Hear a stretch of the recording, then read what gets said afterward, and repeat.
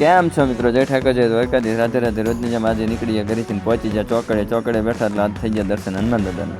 હનુમાન દાદા બેસે આપણે ટેમ્પી ઉપર. હનુમાન દાદા બેઠા એટલી વારમાં આપણે લાગી ગયો ફેરો ઓકલાવનો એટલે પહોંચી જાય આપણે બ્રહ્માણી જીપ્સનમાં ત્યાં કરી લીધું લોડ કરીને નીકળી જાય આપણે ખરા બપોરે આકલાવ બાજુ.